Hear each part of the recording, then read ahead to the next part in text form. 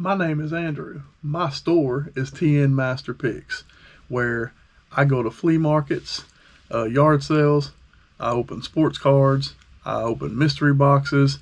I do these thrift hauls to help everyday thrifters and pickers just like you. If you enjoy this type of content, at the end of this video, take an opportunity to hit that subscribe button, smash that thumbs up to let me know you like the video, and ring that bell so you'll be notified of my next content drop. And stay tuned right here for today's video.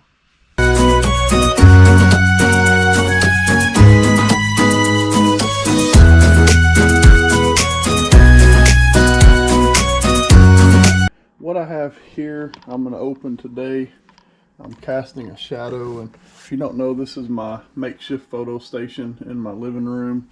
I have a couple death piles in here, but this is another mystery box sourced through the Goodwill. So I have two more mystery boxes. I did a mystery box with you a week ago, and it was a box of denim items.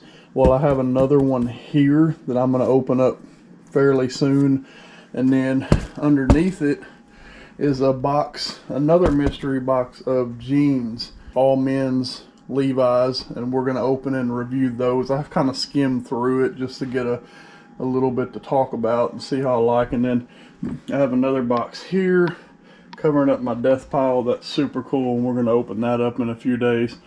But today I got a mystery box of comic books.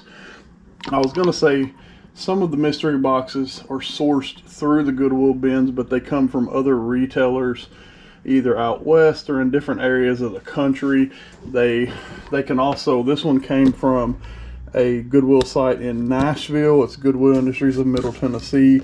It didn't say that on the listing, but it tells me that when I get my FedEx shipping notices.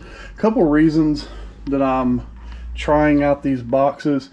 I think the number one reason is I needed some more inventory. When I go to the bins and when I go to the Goodwill, it takes forever to find a jeans, and I want to start selling more men's jeans. So the ability to get a whole box of jeans or a whole box of denim items or even a whole box of comic books just on my doorstep is fantastic. Because again, other than this big box, they were all dropped off at my door. I didn't go, I didn't dig, I didn't hunt. I received inventory that I can sell at a very fair price, assuming what's in them matches what is supposed to be.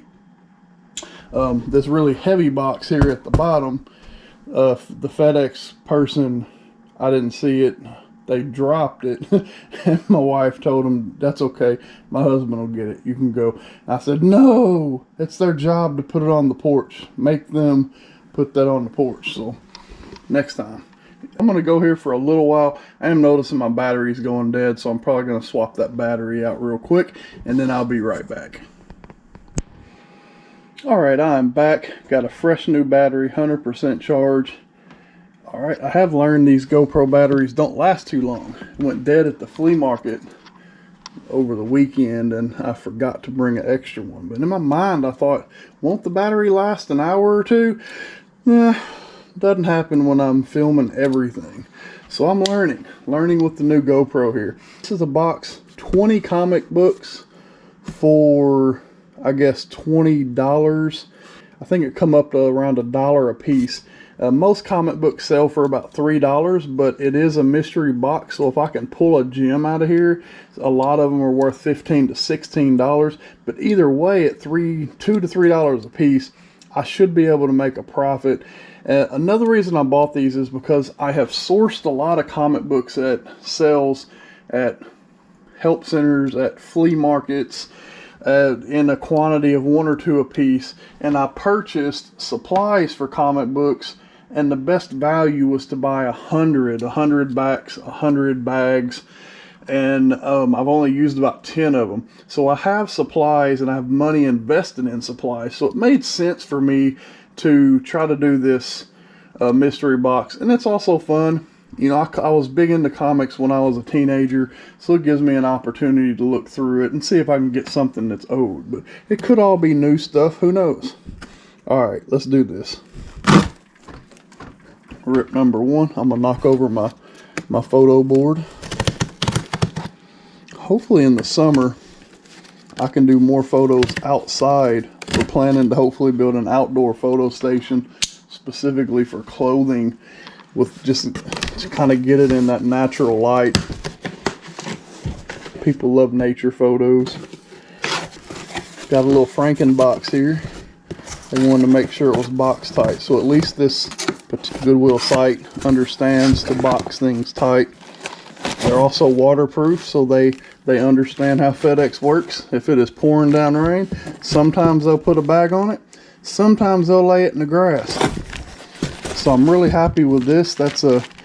I waterproof almost everything that I ship. Anything that doesn't need to get wet is shipped waterproof from my eBay site.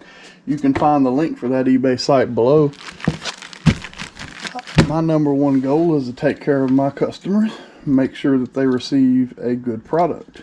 All right, 1 second and we'll dig into this box, or this bag. All right, I had to step away. I had some cheesy garlic bread in the oven and it smelled a little bit overcooked. So let me see here. I'm gonna try to just hold this with my chin. Get into the light. We'll cut this bag open to make sure we don't damage the books. I go to this bin store. It's the one that we use regularly. I would say it's local. It's about a 35 to 40 minute drive on any good day. And I'm so happy to know that they don't put these comic books in the bins. So let's reveal the first book. Alright, not bad. So the first book here, special edition origin issue of Cable, February. Trying to get a year here. I don't have that. So we'll reveal the second one, then we'll look for the year. But it says, "Who is Nathan Summers?" Kind of a cool cover here. Alright, got another Cable. I hope they're not all the same book, but if it is, I guess I can live with that. If I found a Cable collector, and I can also list these together. So let's check for a date on the inside. I see 1998 on the advertisement, so probably looking at a 1998 book here. Sometimes you get a few warm-up pages. I'm not seeing that, but good condition. Not too much whiting around the edges. The edge on the back is nice. So Cable number 64. Cable number 73.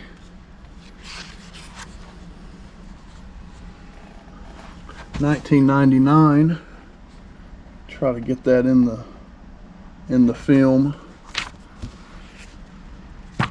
Cable number 72. And maybe I have a full collection here. That would be okay.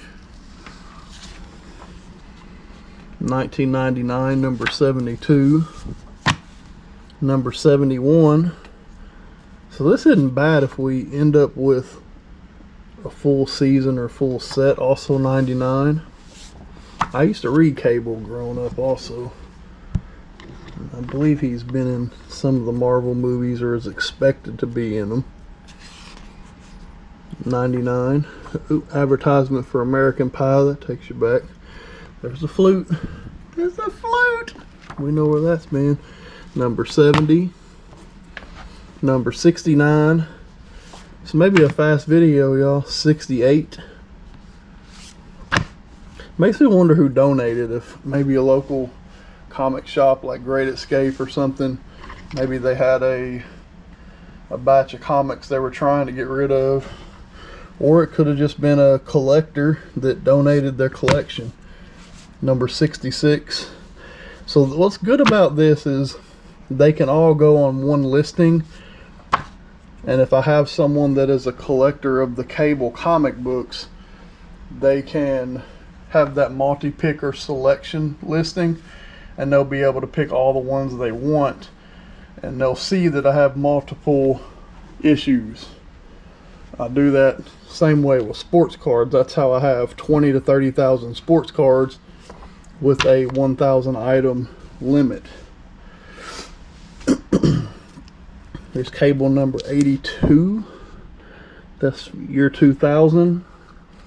So I'll have to look. I'm sure I can find, I'll have to find on eBay some comic book listings where they have multiple issues, and I'll have to see how they write those in their variations or the drop down box, and then I'll just model that. When I do that, I typically want to find, I would find a comic book seller where the listing has a high number of items sold, and then I'll look at their store and see if they have a lot of listings in their store that also have a high number of items sold, because the person who has sold the most items oftentimes has the best listing to model after. So cable number 81, number 80, like a tattoo. 78, is this still 2000? Still 2000. Now I want to buy another box just to see if I can get more of the cable series, because if they just, what if they had a huge collection of cable and they pieced them out 20 a piece? I mean, that would be fantastic. Number 77. But then what if they have Superman or Spider-Man? Because cable was fun. It was definitely a good comic when you're looking at like X-Men, but it's no Spider-Man, it's no Superman, and there are some comic boxes left. So I might, this is a giant sized anniversary edition, so this might be that one hit that earns my money back.